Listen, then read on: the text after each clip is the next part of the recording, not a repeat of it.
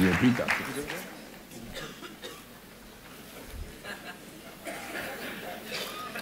Gloire à Dieu. Nous bénissons le Seigneur pour sa grâce envers nous. Nous louons le Seigneur pour sa fidélité. Et ce soir, comme on l'a dit hier, nous avons, pendant 3 jours, nous avons ébauché un peu le thème sur la sanctification et les soirs la foi. Mais aujourd'hui, à midi, nous avons commencé à parler de l'engagement. J'ai donné un peu notre témoignage. Mais ce soir, nous allons continuer cela afin que, comme il l'a dit, ceux qui sont venus puissent recevoir grâce sur grâce. Et je crois, comme demain matin, il y a la prière pour les malades, je crois qu'il est important que chaque personne souffrant prépare son cœur. Savoir que Dieu est fidèle, Dieu est là, et que l'onction d'huile est là comme un point de contact qui va permettre au Saint-Esprit d'agir dans le cœur des gens. Donc, si vous êtes malade, donc, il est important que nous puissions comprendre.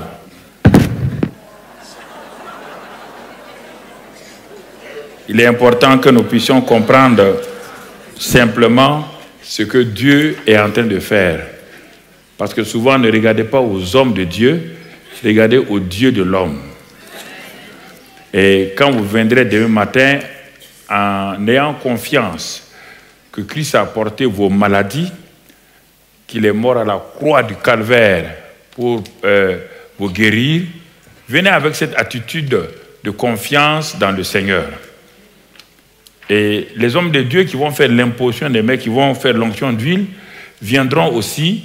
Et Matthieu 18, 20, si 2 s'accordent sur la terre, mais si vous venez dans une attitude d'incrédulité, et que l'homme de Dieu qui va faire l'onction d'huile, lui, il se dit, cette femme ou cet homme-là est d'accord avec la parole de Dieu, mais alors que vous n'êtes pas d'accord, il n'y aura rien. Donc venez, vous êtes des chrétiens, vous avez la foi que Dieu vous a donnée, et demain, ensemble, lorsque l'onction d'huile est faite, rendez grâce à Dieu simplement. Remerciez le Seigneur de ce qu'il a fait. Il y a des guérisons instantanées, il y a des guérisons progressives, il y a le miraculeux qui s'installe. Mais n'imposez pas à Dieu comment il doit vous guérir. Recevez la guérison et rendez grâce. Quand on a fini de oint d'huile, n'allez pas parler à quelqu'un, asseyez-vous quelque part, remerciez le Seigneur. Parce que ton serviteur m'a oint et je crois que ta parole s'accomplit, je te bénis, je te loue. C'était cette attitude-là. Souvent, quand on prie pour les gens, ils s'en vont, ils discutent, ils bavardent. Ils n'ont pas une attitude de respect pour ce qui vient de se passer. Et en ce moment-là, ils peuvent perdre le bénéfice de la guérison. Donc, j'ai dit ça pour encourager les gens qui vont s'approcher demain matin. Et puis, ne regardez pas celui qui va prier pour vous. Regardez à Dieu. Voilà. Ne dites pas, je ne veux pas aller là. Lui, il n'a pas l'air d'être quelqu'un qui a la foi. Non, allez comptez sur le Seigneur. Et vous allez voir que Dieu va vous surprendre. C'est Dieu qui guérit à travers donc ce qu'il a dit de faire. Alors ce soir, nous allons parler de gagner des âmes. C'est-à-dire comment réjouir le cœur de notre Père Céleste, c'est sûr et certain. Et c'est très très important. Je l'ai dit et je le répète encore. Et quand j'ai été converti, et ensuite quand j'ai lu le livre de Papa Jean, j'ai vu vraiment ce qui m'a beaucoup encouragé. Le premier livre, comment cet homme-là évangélisait partout, il prenait sa voiture, il allait dans les villes, dans les villages, et il évangélisait. Donc cela m'a convaincu que l'évangélisation, comme le Seigneur l'a dit, c'est la priorité de Dieu pour les chrétiens sur la terre. Et quand j'ai été converti, mon pasteur, qui était aussi un homme qui aimait beaucoup l'évangélisation, nous a entraînés donc à aller évangéliser dans les rues. Et cela a enlevé la peur de mon cœur dès les premiers moments. Dès que j'ai été converti un dimanche après-midi, le dimanche suivant, en tant que nouveau converti, j'étais avec le groupe des jeunes pour évangéliser dans les rues de Toulouse, distribuer des traités, inviter les gens à la réunion de 15 heures, d'évangélisation de 15 heures. Et nous allions à l'université, sur les marchés forains, les samedis matins. Nous dressions là-bas tout juste un chapiteau, un petit chapiteau, et on présentait des Bibles, mais aussi nous témoignons aux gens. Et cela, donc dans les 3 premiers mois de ma conversion, cela m'a vraiment, comme disent les jeunes, m'a boosté, cela a boosté ma confiance en Dieu, et j'ai commencé à voir des gens qui se convertissaient. Et cela m'a encouragé sur le campus à inviter des jeunes à venir avec moi à l'église. Et c'est cela qui a permis que vraiment j'ai la passion des âmes jusqu'à ce jour-là. Ça ne m'a jamais quitté de savoir que les âmes sont importantes pour Dieu. Et dans ça, Dieu dit dans Matthieu 6, 33 donc, que si nous cherchons premièrement le royaume de Dieu et sa justice, lui, il va nous donner toutes ces choses par-dessus. Alors Dieu nous montre sa priorité. Il est important que nous comprenions la parole de Dieu dans le sens de Dieu et non pas dans nos propres sens. Dieu nous dit, premièrement, c'est le royaume des cieux. C'est-à-dire amener des âmes à Christ, son Fils. Amener des gens qui ne connaissent pas Christ. Car Christ a donné sa vie pour ces hommes-là. Donc la priorité de Dieu, cherchez premièrement. Premièrement. Et quand vous faites cela, en ce moment-là, Dieu vient et accomplit les grandes choses dans votre vie. Et le deuxième verset, c'est dans Jean 6, 38. Il est écrit là-bas, car je suis descendu du ciel. C'est Jésus qui parle. Il vous montre pourquoi il est descendu du ciel. Je suis descendu du ciel pour faire non ma volonté, mais la volonté de celui qui m'a envoyé. Et quelle est cette volonté? Cette volonté, or la volonté de celui qui m'a envoyé, c'est que je ne perde rien de tout ce qu'il m'a donné, mais que je le ressuscite au dernier jour. Et au verset, c'est ça, et la suite, bon, on va laisser ça pour continuer. Et Proverbe 11, verset 30 nous dit ceci, Proverbe 11, verset 30, que celui qui gagne des âmes, celui que le fruit du juste est un arbre de vie et le sage s'empare des âmes. Ma sagesse, ce n'est pas ce que je peux concevoir comme des bonnes idées. Dieu me dit que si je vais être dans la famille des sages, je dois m'emparer des âmes. Quand quelqu'un s'empare des âmes, Dieu le considère comme quelqu'un de sage.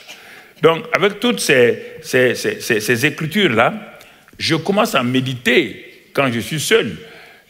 En tant que chrétien, je médite pour savoir comment les choses vont aller de l'avant. Et avec ça, je commence à dire, mais tiens, il y a des choses qui tiennent au cœur de Dieu. Et il y a des choses qui sont secondaires, il y a des choses qui sont prioritaires. Nous devons chercher ce qui est premièrement. Si Dieu dit premièrement, c'est premièrement, ce n'est pas deuxièmement, ni troisièmement. Premièrement, c'est les âmes. Et la guérison, la prospérité, les bénédictions suivent d'abord ceux qui gagnent des âmes. Quand le salut des âmes est là, tout le reste sera laissé sur terre. C'est notre âme seulement que nous amenons avec nous au ciel. Donc c'est pourquoi c'est la première des choses. Alors, quand nous voyons ça et que nous sommes des jeunes et nous voulons évangéliser, nous devons continuer à voir ce que Jésus a dit et fait. Les 4 évangiles ont été écrits pour nous montrer ce que l'homme, le Fils de l'homme a fait sur la terre. Et nous allons pour cela lire dans un passage ou dans Matthieu 9, 36 à 38. Regardons, Jésus est accompagné de ses 12 disciples. Maintenant, ils sont au complet.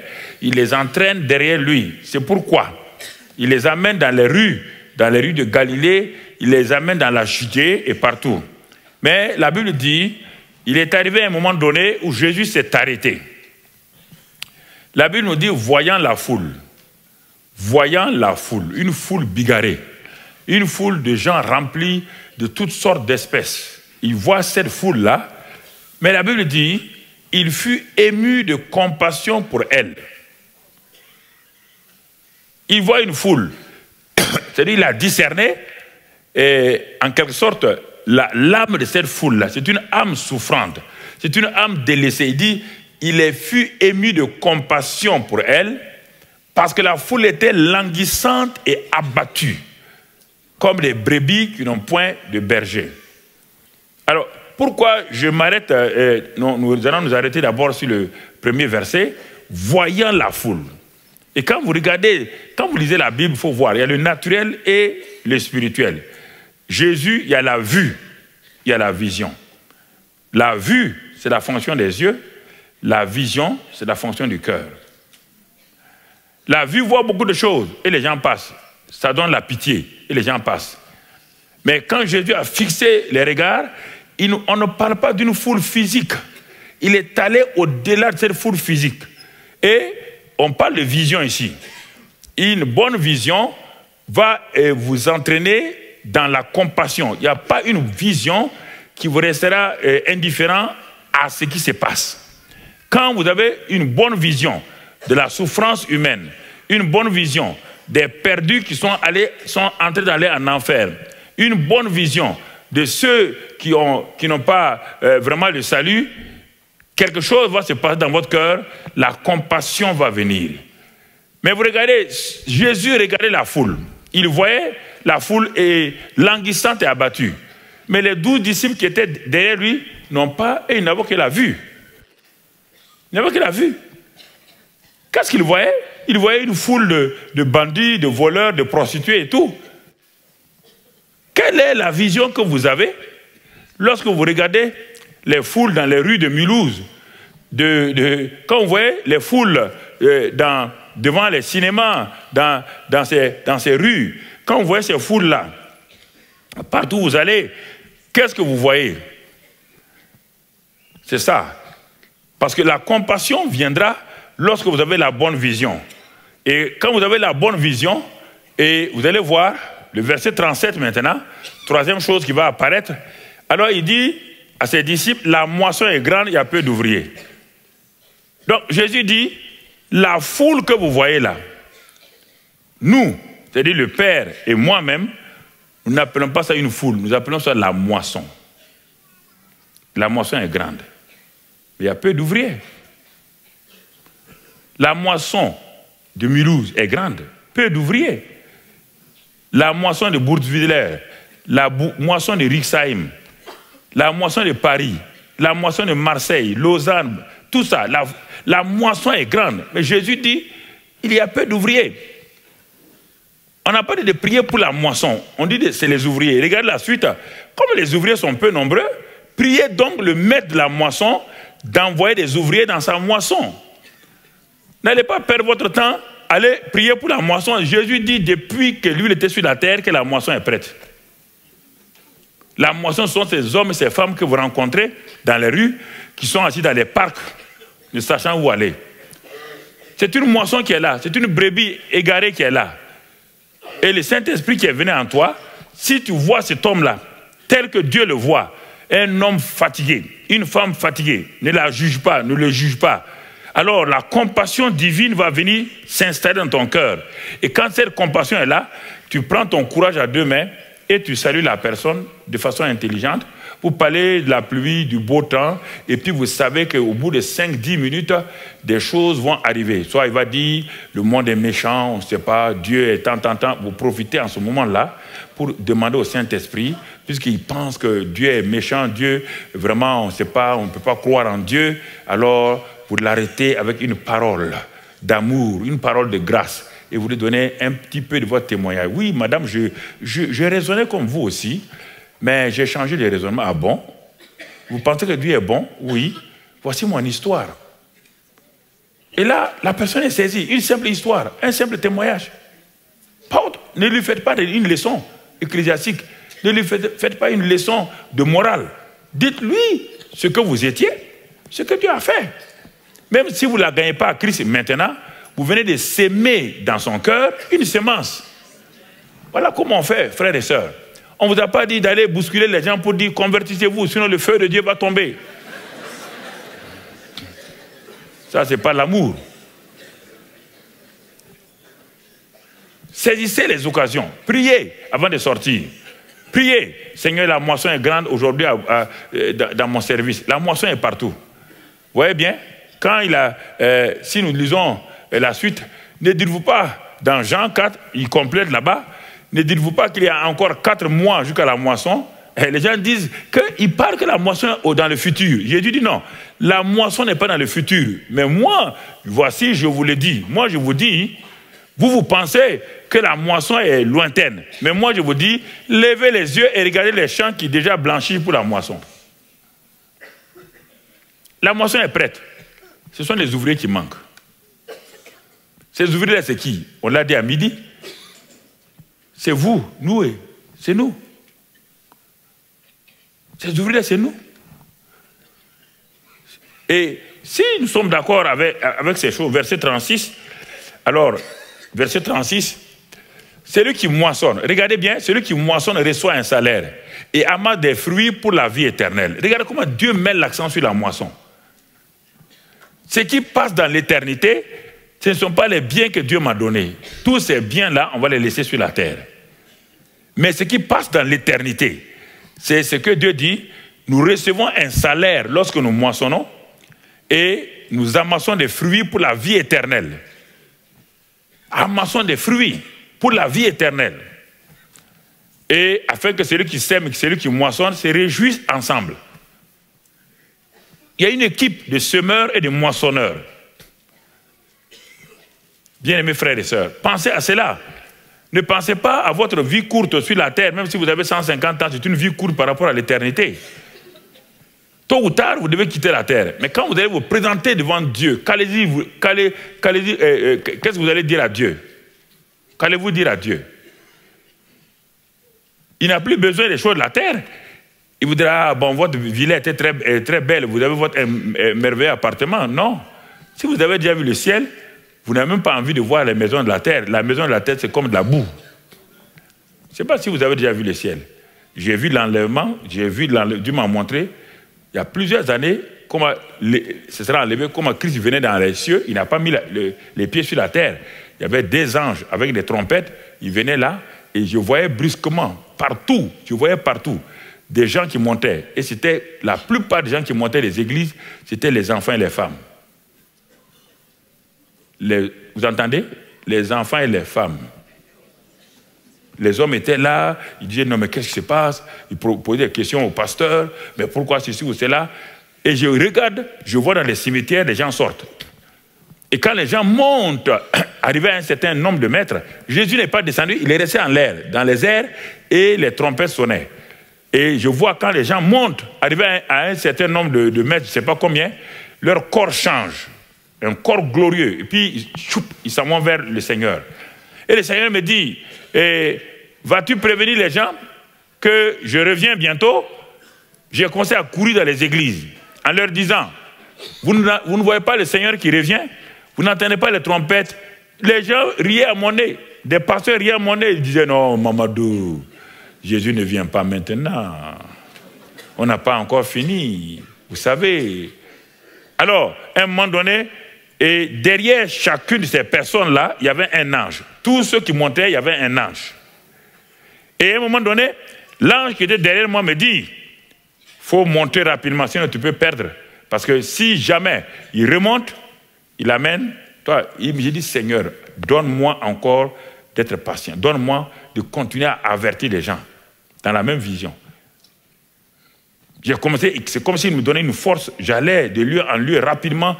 Je dis, frère, réveillons-nous, regardez, levez les yeux. En ce moment, je vois les femmes qui s'en vont, les enfants qui vont, et puis quelques hommes.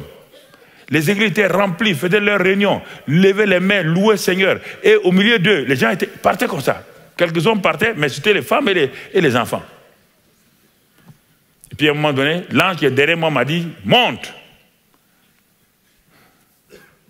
Et la vision est finie. Je me suis assis. J'ai dit, mais Seigneur, qu'est-ce que c'est? Il dit, mais c'est ça. Il m'a montré le feu de l'enfer.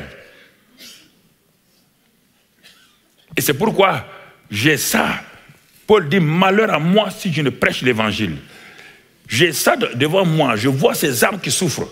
Je vois ces multitudes qui sont en train de crier pour aller vers l'enfer. On ne peut plus les retenir. Il y a une force qui les pousse. Et s'ils veulent reculer, ils ne peuvent pas reculer. Certains viennent se tenir à d'autres personnes. Ils ne peuvent pas. Ce feu-là les attire. Et un à un, ils tombent dans ce feu-là, dans ce étang de feu. Ils tombent là-dedans, avec des cris terribles. Alors quand vous voyez ces choses-là, mais il y a une passion dans votre cœur qui dit, mais pouvons-nous laisser ces voisins, même s'ils sont méchants, pouvons-nous les laisser? Prions pour que Dieu touche leur cœur. Seigneur, donne-moi une occasion pour que je puisse témoigner à cette voisine, témoigner à ce voisin. Donne-moi une occasion. Crée une circonstance. Et le Seigneur fera. Il fut ému de compassion. Priez. Et quand vous priez, l'onction va venir, la puissance va venir. Et quand la puissance vient, vous pouvez aller partout et prêcher la bonne nouvelle. Et ça, c'est des choses importantes que nous devons comprendre. Et nous sommes responsables de la moisson. Dieu nous a rendus responsables de la moisson en disant que nous devons aller moissonner les âmes. Moissonner les âmes dans notre quartier, dans notre village, dans notre service. Chaque lieu, les services sont des champs. Les lycées sont des champs de moisson. Les universités sont des champs de moisson. Heureusement que ces étudiants à Toulouse, du groupe GBU, venaient distribuer des traités une fois par mois, tous les samedis matins, au restaurant universitaire. Ce groupe d'étudiants de l'église Assemblée de Dieu de Toulouse venait au campus et au restaurant universitaire et nous donnait des traités et nous témoignait. On les rejetait, nous les repoussons, parce qu'on voulait vivre. Mais au moment où j'ai eu des difficultés, c'est traités qu'ils m'avaient donné. Et derrière ces traités, il y avait l'adresse de l'église. Ils ont mis l'adresse de l'église. Au moment où j'avais besoin d'aller, je ne savais pas que c'était une église évangélique. Mais j'avais lu leur témoignage, je voyais que c'est important. Et quand j'ai eu l'adresse, je suis allé, ils ont mis le numéro de la rue, cette rue Tamponnière. Je suis allé, c'était pas loin de l'université des sciences sociales de Toulouse. Je suis allé, on n'a pas retrouvé la rue. On était dans la rue, mais on était comme aveuglés. Je suis allé avec un ami. Nous sommes revenus au campus. Mais une force me poussait de retourner. Je suis retourné et en ce moment, je suis rentré, j'ai vu le hall où c'était écrit, quand je suis rentré dans le hall, c'est écrit « Église évangélique des Assemblées de Dieu de France ». Ah, je dis non, non, non. Ça, c'est des protestants. Moi, je suis musulman. Parce que dans ma tête, c'était un groupe qui aidait les gens comme ça. Mais j'ai dit non, non, si je les connais en Haute-Volta. À l'époque, on disait Haute-Volta et maintenant on dit Burkina. Je les connais dans leurs églises. Ces évangéliques-là, ils passent leur temps à pleurer. Oh, puis ils disent une langue bizarre. Non, non, non. J'ai dit non, non, non. Ça, ils ne mourront pas ici. Alors, j'étais fâché. Et quand j'étais fâché, j'ai fait demi-tour pour sortir, pour retourner au campus. C'est en ce moment-là que la voix de Dieu a retenti. Mais je ne savais pas que c'était Dieu. À l'intérieur de moi et à mon oreille droite. Si tu vas, c'est la dernière fois pour toi. Il n'y avait personne dans le hall. Je me suis retourné, j'ai dit, mais qui m'a parlé? Il n'y avait personne. J'ai tellement eu peur. Je me suis avancé, je suis rentré et je me suis assis à la dernière chaise près de la porte en se disant qu'au cas où ça ne va pas, je sors. Mais il y avait un jeune Algérien à l'époque, Salim, qui était dans cette église, qui jouait la guitare sèche. En ce temps, il n'y avait pas des groupes musicaux comme ici, c'était le piano et puis une guitare sèche. Mais lui, il était là, et puis on dirait qu'il a compris. Il est venu vers moi, il a traversé l'allée, il est venu. Il m'a dit, monsieur, il y a la place au premier banc. Il dit, non, non, venez, venez. Il m'a amené et il m'a fait asseoir à la gauche du pasteur. Et le pasteur était là, il a commencé à prêcher. Sans me regarder. Je ne le connais pas, il ne me connaît pas. Il prêche. Moi, je suis assis à gauche. Lui, il prêche aux deux rangées de droite. Il ne me regarde pas. Mais toute ma vie était révélée. Il me révélait mes péchés. J'ai essayé de faire le dur, l'indifférent, ça ne va pas. J'ai tenu mon menton, ça ne va pas. Je me suis redressé, ça continue à pénétrer. Après, j'ai dit à un moment donné, je ne savais pas que les Blancs étaient des sorciers. Ça doit être un sorcier, ce monsieur-là. Il ne me connaît pas, et puis il révèle mes péchés. Et quand il a fini, il dit, mais qui veut recevoir Jésus comme sauveur? J'ai pensé, je suis musulman. Je sais ce qui m'attend. J'ai réfléchi. Mais avant de savoir, j'ai été comme projeté. Une force m'a poussé, je suis venu devant. Il dit, moi je vais recevoir votre Jésus. Il dit, parce que vous êtes très fort. Monsieur, vous êtes fort. Et il m'a fait la prière. Je me suis repenti. Et une dame est partie m'acheter une belle Bible à la couleur rouge. Je dis, monsieur, tenez la Bible. Quand je suis arrivé au campus, c'était la nuit. J'ai dit, mon papa est Waliyou, un responsable de la communauté musulmane. Donc, il faut que je réfléchisse bien à ce que je suis en train de faire. Ah oui, c'est pas blablabla. Hein? Et je me suis mis à genoux. J'ai dit à Dieu, moi, je ne te connais pas, mais ce qu'il a prêché, c'est vrai. J'ai commencé à lire la Bible de juin. En septembre, j'avais fini toute la Bible, de Genèse à Apocalypse. C'est en ce moment que j'ai été rempli du Saint-Esprit, baptisé du Saint-Esprit, et que les dons spirituels ont commencé, sans savoir, ont commencé à agir. C'est pourquoi, quand le pasteur Samuel dit qu'il faut les dons, et cette église-là, comme ici, je voyais que nous chantions en langue, nous prions, les dons spirituels se manifestaient.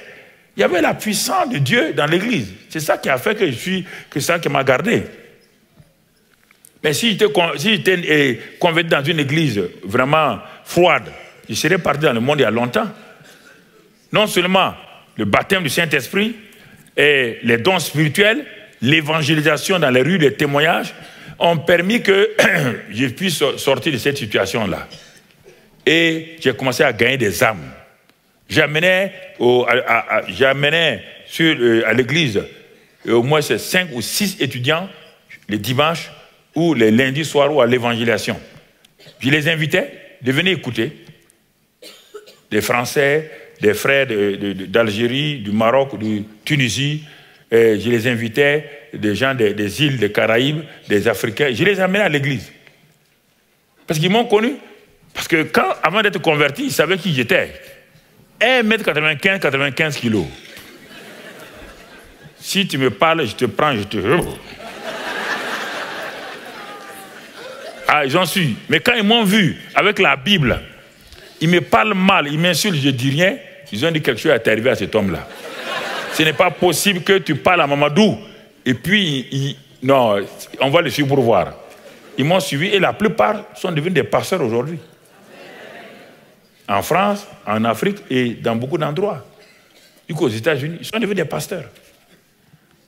C'est pourquoi je dis, quand vous voyez, vous êtes dans une église où l'homme de Dieu a la passion des âmes, l'homme de Dieu sort pour gagner des âmes, suivez son exemple. Et le feu qu'il a, il va vous le communiquer. Il va vous le communiquer. Et le feu que papa Jean a, mais c'est pas, vous êtes assis autour d'un feu, toujours pour vous chauffer. On a froid un peu. Non. Le feu qui est en lui, il vous communique, allez-y.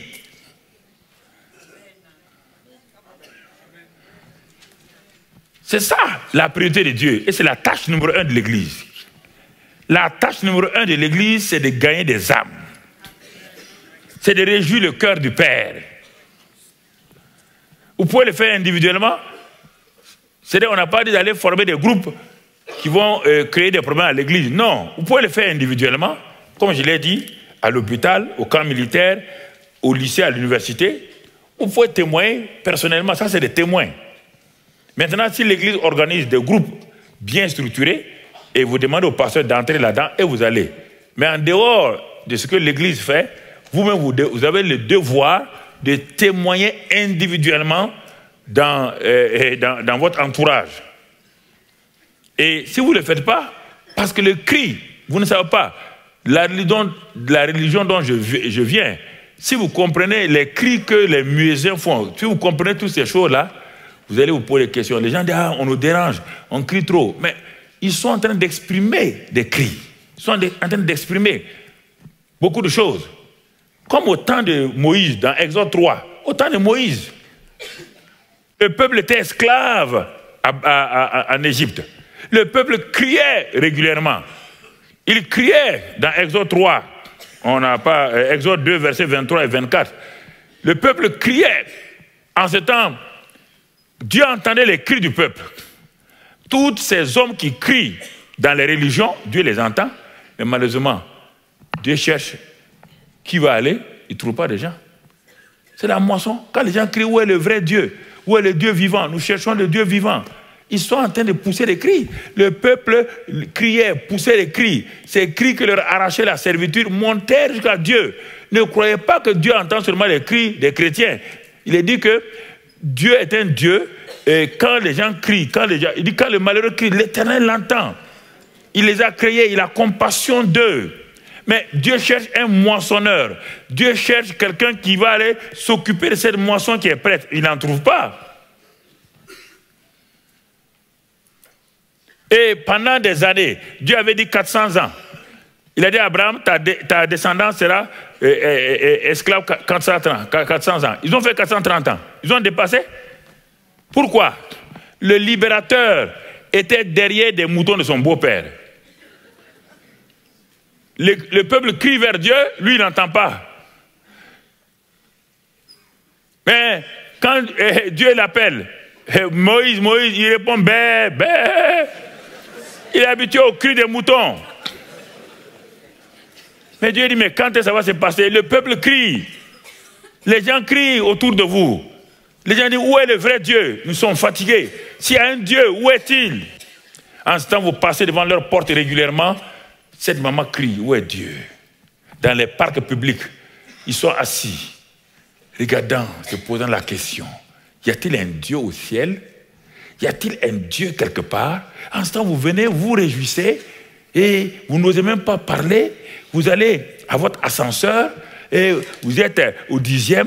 Voici cette maman qui est surchargée de colis qui viennent du supermarché. On dit, ah, chacun pour soi. Non, le chrétien n'est pas là, chacun pour soi. Non. Puis-je vous aider, madame?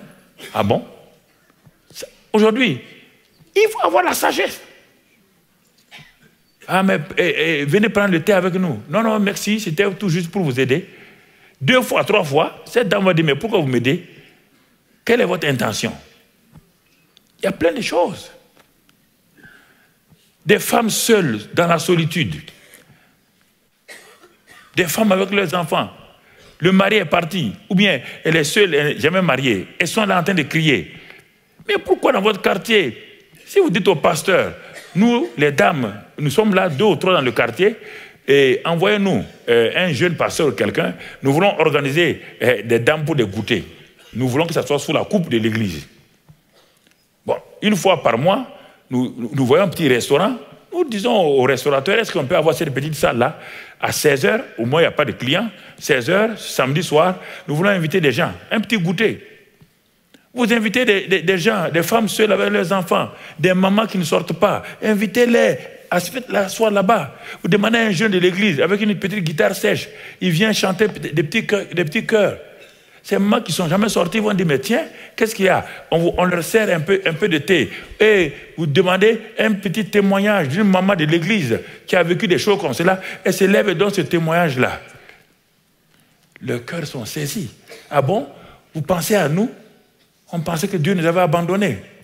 On pensait que Dieu ne nous aimait pas. On a vu beaucoup de chrétiens qui passent ici, on ne nous voit pas. Mais vous, de quelle église vous venez? Nous venons de l'église de la porte fermée.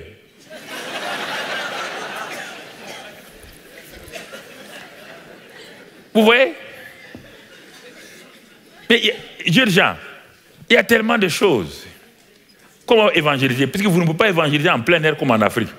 C'est interdit. Mais il y a plusieurs manières. Il y a les stratégies, il y a les tactiques. Vous êtes dans un quartier où il y a plein de gens de votre métier. Invitez-les quelque part. Préparez-vous dans la prière. Préparez-vous et demandez au pasteur, nous voulons inviter des amis qui ne viendront jamais à l'église. Ils ne viendront jamais à l'église. Ils sont prêts à aller dans un petit restaurant, dans une petite salle, avec un peu de musique, ils vont écouter, pas une prédication, mais des petits témoignages. Une fois, deux fois, trois fois, ils vont dire, mais tiens, mais qu'est-ce que vous faites? Non, nous sommes une église, nous prêchons l'évangile de Christ. Ben oui, là, vraiment, vous êtes réel, vous. Ce n'est pas de la théorie, vous vous intéressez aux gens. Et vous dites au pasteur, venez rencontrer notre pasteur. Il vient le dimanche matin. Vous dites au pasteur, bon, nous avons eu des invités. À la fin, vous les présentez au pasteur. Il va dire, ah, mais tiens, messieurs, bien arrivé dans cette église-là. Et ils vont rester. Vous n'avez pas besoin. C'est la peur qui vous cloue. La peur d'être rejeté. La peur d'être mal compris. La peur qu'on vous dit que vous êtes une secte. Mais si vous allez avec une attitude de secte, et si vous êtes avec une attitude d'amour, c'est différent. Priez. Que les femmes du troisième âge vers les femmes du troisième âge. Que les jeunes gens aillent vers les jeunes gens. Les jeunes filles vont aller vers les jeunes filles. Les étudiants vont aller vers les étudiants. Faites ces choses-là. Les étudiants, vous avez plein de choses aujourd'hui que vous envoyez par WhatsApp. Pourquoi les jeunes ne vont pas s'asseoir eux-mêmes, composer de bons messages, au lieu d'envoyer des messages? Non, vous êtes assez intelligents. Des jeunes d'une église s'asseyent. Nous allons faire des textes et nous allons montrer au pasteur. Des textes d'évangélisation. Et nous envoyons ces textes-là, donc par WhatsApp ou par d'autres domaines, à des jeunes gens. Et en leur disant, bon, si ce message vous a plu, nous ferons le mois prochain une rencontre, un petit rallye sportif sur tel terrain, là, venez. Ils viennent, vous jouez ensemble. Mais il y a plusieurs manières d'avoir des gens. À condition que vous acceptez de faire toutes ces choses-là. Vous voyez là, Romains 10, verset 14 nous dit ceci. Romains 10, verset 14 nous dit que nous devons... Pourquoi nous voulons que les gens viennent à Dieu? Pourquoi nous voulons que les gens puissent se convertir? Romains 10, 14 nous dit, mais il n'y a personne pour leur parler. Vous voulez que les gens se convertissent, mais qui va leur parler? Qui? Regardez bien, comment donc invoqueront-ils celui en qui ils n'ont pas cru? Première question. Et on répond par une autre question. Et comment croiront-ils en celui dont ils n'ont pas entendu parler? Deuxième question. Et on répond encore par une troisième question. Et comment en entendront-ils parler s'il n'y a personne qui prêche? Prêcher ne veut pas dire se tenir là. Prêcher veut dire proclamer simplement, témoigner. 3 questions avant qu'on ait une réponse. Vous voyez bien? Comment vont-ils entendre? Mais tous les groupes sont organisés. S'il vous plaît, les groupes ésotériques sont organisés. Toutes les religions sont organisées. Aujourd'hui, tout le monde est organisé. Et chacun pêche dans sa rivière. Chacun essaie de prendre les gens. Certains le font par séduction, d'autres le font par violence. Et les chrétiens, nous nous croisons les bras. Ce n'est pas normal. Tous les groupes aujourd'hui sont actifs. Tous les groupes. Les groupes sataniques, les groupes ésotériques, tous les groupes religieux. Tout le monde cherche des âmes. Sauf ceux qui ont été rendus capables de le faire, les chrétiens. C'est dommage. C'est dommage. Après, on se dit, non, on se plaint que mais il y a trop de violence, il y a trop de choses. Non, mais notre Dieu est puissant. Nous avons le Saint-Esprit. Si nous rassemblons pour prier, pour dire, Seigneur, ce quartier-là, nous voulons rentrer dans ce quartier-là. J'ai dit aux frères de Paris, il y a quelque temps, mais les banlieues là, mais s'il y a des jeunes gens dans les banlieues et vous êtes là, pourquoi ne pas s'habiller comme eux, les jeunes gens, aller dans ces banlieues, voir avec ces jeunes gens-là? On n'a pas organisé. Le Saint-Esprit est là pour nous aider. Jeunes gens. Donc, nous ne sommes pas là pour tout juste être des chrétiens qui viennent à l'église le dimanche. L'enfer est en train de happer les gens. Jeunes chrétiens, vous n'entendez pas les cris de ces jeunes gens? Ces drogués, ces jeunes gens qui vendent leur âme. Vous n'entendez pas leurs cris, jeunes chrétiens? Vous n'entendez pas les cris? Vous n'entendez pas que l'enfer les happe régulièrement? L'enfer les happe, tous ces jeunes-là. Le taux de suicide a augmenté. La jeunesse meurt plus que les anciens. C'est un cri de détresse pour vous dire, nous sommes là, s'il vous plaît, chrétiens, si votre Dieu est réel, venez nous parler. Comment voulez-vous que nous nous convertissions si nous ne voyons pas la réalité? Si vous faites les mêmes choses que nous, jeunes gens. Les étudiants disent, mais si toi tu es jeune chrétien, tu es étudiant, tu fais les mêmes choses que nous, comment voulez-vous qu'on croie à votre Dieu? Il faut que vous puissiez être un sel et de la lumière. Frères, c'est ça que Dieu attend de nous. Assaisonner la vie des gens. Dieu dit, il ne doit à personne. Je vous en supplie. Je sais de quoi je parle. Il y a tellement de choses. Parfois même votre maladie est guérie sans vous rendre compte. Quand vous souffrez pour les gens. Quand vous avez la compassion pour les âmes perdues. Dieu résout vos problèmes derrière vous parce qu'il voit que ce qui l'intéresse, sa priorité numéro 1, vous occupez de ça. Et il s'occupe aussi de vos besoins. Mais si vous êtes préoccupé par vos besoins, prière, et vous n'êtes pas intéressé par les âmes perdues, vous n'êtes pas intéressé par la volonté de Dieu, je crois que même si Dieu est bon comme quelqu'un qui est indifférent à ce qu'il fait, je crois qu'il ne va pas vous exaucer comme vous le voulez. Il faut qu'on soit honnête. C'est des choses importantes. Dieu crie. Dieu crie. Le Seigneur crie. Il dit, j'ai donné ma vie pour le monde. Je suis mort. Et à cause de quelqu'un qui t'a témoigné, tu es sauvé. Et ce cri-là, Dieu l'a lancé un jour à un jeune homme qui était un grand prédicateur, mais un prédicateur négatif. Quand il prêchait de Ésaïe 1 jusqu'à Ésaïe 6, il a utilisé au moins 7 fois malheur aux buveurs de vin, malheur à ceux qui construisent les maisons. C'était un prédicateur tellement légaliste et négatif qu'il n'utilisait que le mot malheur. Malheur, malheur. Mais il est dit qu'au temps du roi Osias, dans Ésaïe 6 maintenant, au temps du roi Osias, lui-même, brusquement, il voit Dieu assis sur son trône. Et quand il a vu Dieu assis sur son trône, lui-même, il tombe, il dit, malheur à moi. Dieu dit, ah, c'est bien maintenant. Quand il s'agit de condamner les autres, tu es rapide. Maintenant, toi-même, tu vois ta vie. Regarde ta vie. Elle est souillée. Et Dieu, il voit des anges, des séraphins qui étaient en train de louer Dieu. Dieu dit, bon, séraphins, allez-y. Ils sont allés avec des pincettes, ils ont pris des pierres étincelantes. Ils sont venus mettre sur la bouche d'Ésaïe pour enlever l'amertume, pour enlever des choses mauvaises. Et maintenant, Dieu lance un cri, c'est ça qu'il lance ici. Il me touche à la bouche, il dit, ceci a touché tes lèvres. Ton iniquité est enlevée, ton péché est expié. C'est pourquoi. Pourquoi Dieu enlève les péchés? Pourquoi Dieu a enlevé? Il dit, j'entendis, après que Dieu ait fait cela, j'entendis la voix du Seigneur disant, qui enverrai-je? Voilà le cri de Dieu. Qui marchera pour nous? Dieu lance ce cri ce soir, ici, et vous qui êtes à l'Internet, vous qui nous suivez sur les différents réseaux sociaux, Dieu vous parle.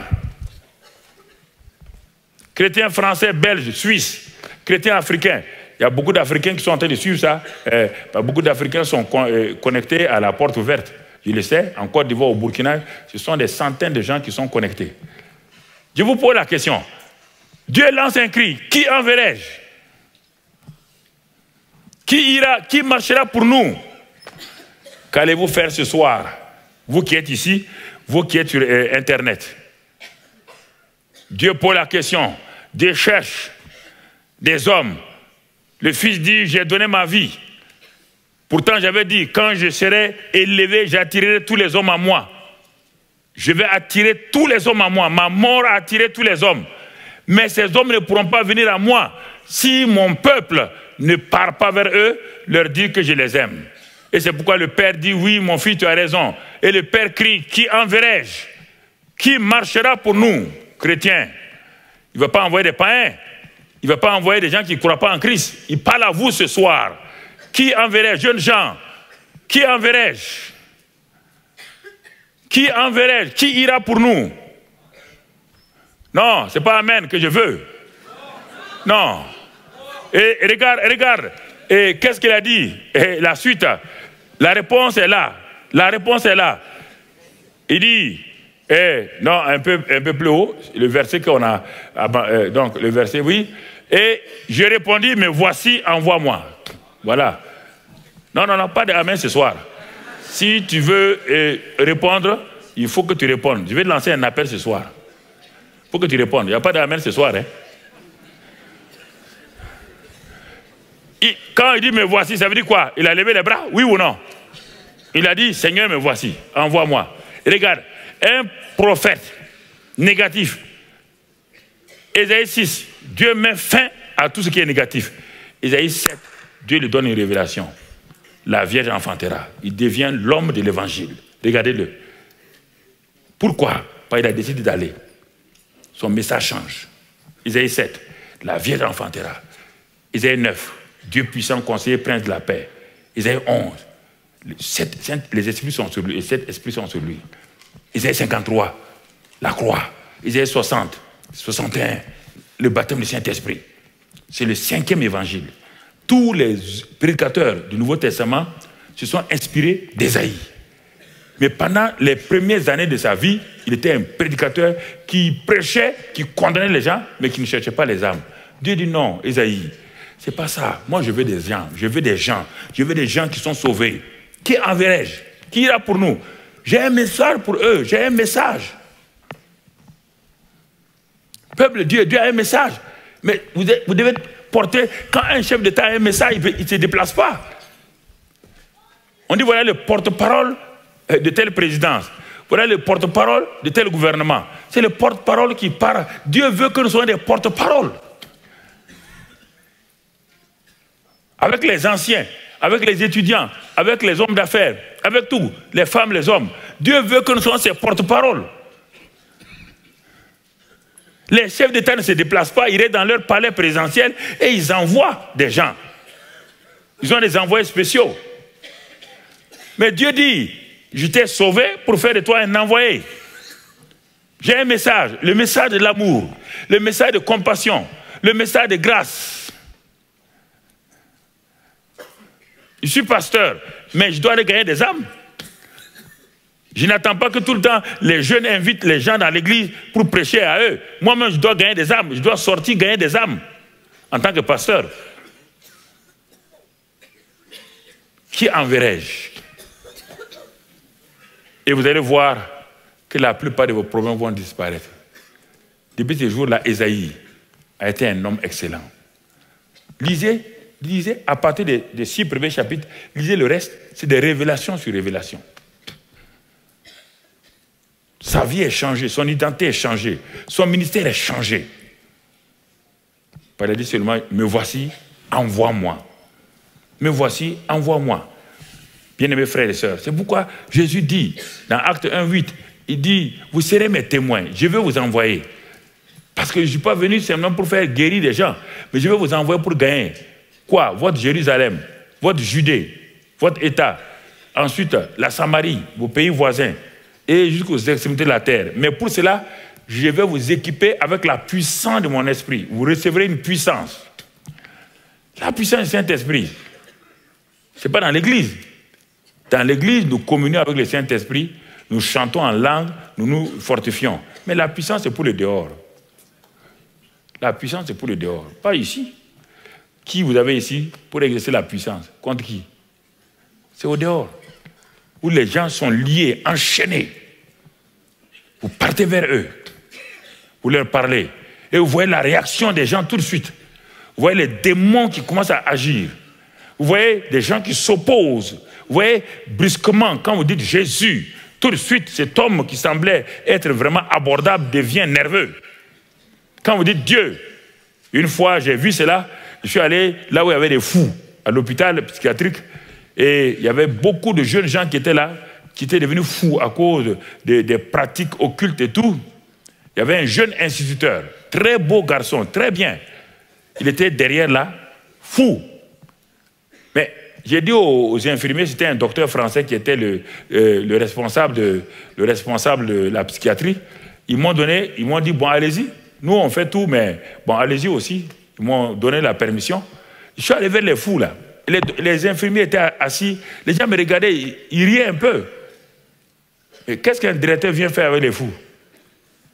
Je suis allé vers eux. Ils étaient comme parqués derrière un grillage. J'ai commencé à parler avec eux. Ils parlaient normalement. Quand ils parlaient de Dieu, ils répondaient. Mais quand j'ai commencé à dire Jésus, j'ai vu tout de suite, ils ont changé. Ils sont devenus violents, ils ont sauté en arrière. Non. Et j'ai fait exprès, j'ai dit, bon, Dieu, il vient dire oui. Quand il dit Jésus, non. C'est là que j'ai découvert moi-même qu'il y a une différence entre Jésus et Dieu. C'est-à-dire, non, attends, comprends-moi, il ne faut pas dire que Mamadou a dit que Jésus n'est pas Dieu. C'est-à-dire, on ne peut pas dire au nom de Dieu et les démons vont partir. C'est au nom de Jésus que les démons partent. C'est ça que ça veut dire. Donc, j'ai dit au jeune instituteur là, de sortir ses doigts par les grillages. Il a sorti, j'ai saisi ses doigts. J'ai dit au nom de Christ Jésus, je commande maintenant, esprit démoniaque, part. Il est tombé. J'ai un autre aussi qui avait des bagues. Il dit de sortir les bagues. Il a sorti les bagues de pratique occulte. On a mis dans un trou. Il a mis sa main. Tout ce pour que j'ai prié, le lendemain, quand le docteur, c'est un docteur français, il est à la retraite vers Aix-en-Provence. Avec les infirmiers, quand le docteur est arrivé le matin, ils font des tests pour voir s'ils sont... Tous ceux pour qui j'ai prié, ils ont fait des tests et on les a libérés. Ils m'ont attendu jusqu'au soir. Et quand je suis arrivé, les infirmiers ont dit, ces messieurs t'ont attendu. Tout ce que tu as... Nous, on riait, mais tous ceux pour qui tu as prié, quand le docteur est venu, il les a examinés, il les a tous trouvés normaux. C'est là que j'ai découvert que c'est le nom de Jésus dont Satan a peur, qu'il ne veut pas qu'on entende. Et dans les rues de Mulhouse, parle de Dieu. Les gens vont rire, puis vont continuer, mais dis Jésus. Tout de suite, quelqu'un viendra t'agresser. On ne parle pas de Jésus ici. Donc vous devez savoir que vous avez un nom puissant. C'est ça, frères et sœurs. C'est très important. J'ai quelques 5 minutes quelques 5-10 minutes pour terminer. C'est important que nous comprenions ces choses-là. Alors, nous devons témoigner de l'amour de Dieu. Nous devons témoigner, la Bible dit que nous sommes des sentinelles. 1 Corinthiens 9, 16, Paul dit que malheur à moi si je ne prêche pas, si je ne témoigne pas. Ésaïe 21, verset 11. Ésaïe 21, verset 11 dit sentinelle. Ésaïe 21, verset 11. Ésaïe 21, on retourne là, verset 11, il parle d'une sentinelle. Et dit, sentinelle, que dis-tu de la nuit? Sentinelle, que dis-tu de la nuit? La suite du verset, il dit, la sentinelle répond, le matin vient et la nuit vient aussi. Si vous voulez interroger, convertissez-vous et revenez. La sentinelle, c'est ça. Dieu établit une sentinelle pour avertir les gens. La sentinelle devant une caserne militaire, c'est pour surveiller, pour avertir les gens des dangers et puis faciliter. Donc, Dieu dit que nous sommes des sentinelles. Dieu a établi des sentinelles pour parler, pour avertir les gens, pour qu'ils viennent à la conversion et qu'ils reviennent à Dieu. C'est ça que Jésus a fait. Et la suite, du moins c'est le verset Ézéchiel 3, et verset 18, Ézéchiel 3, verset 18. Quand je dirai au méchant, tu mourras, si tu ne l'avertis pas, regarde notre responsabilité. Si tu ne parles pas pour détourner le méchant de sa mauvaise voie et pour lui sauver la vie, ce méchant mourra dans son iniquité et je te redemanderai son sang. Les chrétiens ferment les yeux sur des passages. Je redemanderai, si je dis au méchant, Dieu dit le méchant doit mourir parce qu'il ne connaît pas Dieu. Et toi, tu es sentinelle. Et Dieu te place là pour avertir le méchant, pour lui dire que sa manière de vivre n'est pas bonne, mais que la grâce de Dieu est là pour lui. Si tu refuses en disant non, on laisse passer, il dit s'il meurt, si tu le connais, il dit je te redemanderai son sang. Mais la suite, regarde bien le verset 19. Mais si tu avertis le méchant, on n'a pas dit s'il se convertit, hein, même si tu lui témoignes simplement qui est Dieu, l'amour de Dieu, et qu'il ne se détourne pas de sa méchanceté et de sa mauvaise voie, il mourra dans son iniquité et toi, tu sauveras ton âme. Notre responsabilité est grande. Nous avons une grande responsabilité, frères et sœurs. Il a dit d'avertir. Avertis-le. Dis-lui que le chemin qu'il a pris est un mauvais chemin. Et il y a un chemin d'amour. Montre-lui le chemin d'amour. Montre-lui la grâce de Dieu. Montre-lui qu'il y a un sauveur qui est venu pour sauver l'humanité. Mais s'il refuse, tu as fait ton travail. Il dit, s'il meurt, toi tu sauves ton âme. Parce que ce Ce qui nous crée des problèmes, ah, on est sauvé, bon, on ira au ciel, même si, bon, on va aller à l'église, on va entretenir notre âme en allant à l'église. Mais mon frère, mon ami, il y a des mensonges que nous sommes fabriqués nous-mêmes et qui nous séduisent. Donc, vous croyez que, bon, on est sauvé, c'est fini. C'est une garantie. Maintenant, il suffit de venir à l'église, on va aller au paradis. Et on ne fait rien. Montre-moi ces passages-là. C'est ça, hein? Je sais d'où vous venez. On vous a promis des choses avant. Moi, ce que je remercie, je n'ai jamais été chrétien. Ça m'a beaucoup aidé. Je n'ai jamais été chrétien, ça m'a beaucoup aidé. Quand je suis devenu chrétien, je n'avais pas de doctrine derrière moi. Ça c'est bon, ça c'est pas bon. Vous comprenez? Et les endroits on dit l'église sauve. Si l'église sauve, ça veut dire qu'il suffit d'être dans l'église, l'église te sauve. Et les endroits on dit viens avec nous. Si tu viens avec nous, il n'y a pas de problème. Voilà des choses qui trompent les gens. Donc ça veut dire que le monsieur, comme l'église sauve et qu'il est dans l'église, il est libre de faire ce qu'il veut. C'est pourquoi les gens vivent comme ils veulent, puisque l'église sauve. Vous voyez? Des mensonges comme cela. Et dans les milieux évangéliques, nous empruntons le même chemin. Moi, vous venez chez nous, il n'y a pas de problème, il y a une garantie.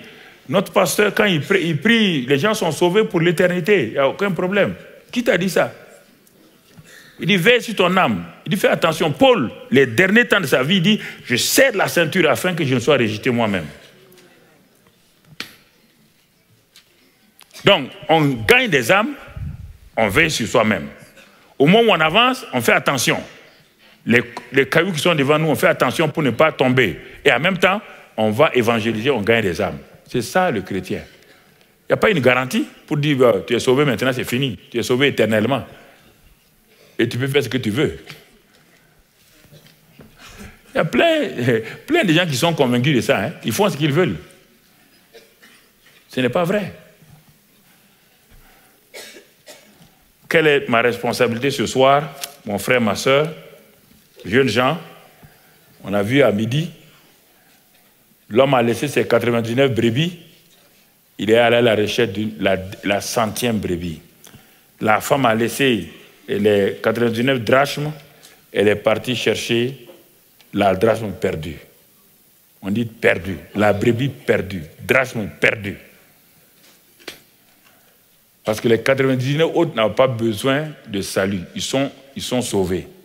Ceux qui ont besoin là, c'est eux qu'on cherche. On ne cherche pas les chrétiens, on cherche ceux qui ne sont pas chrétiens.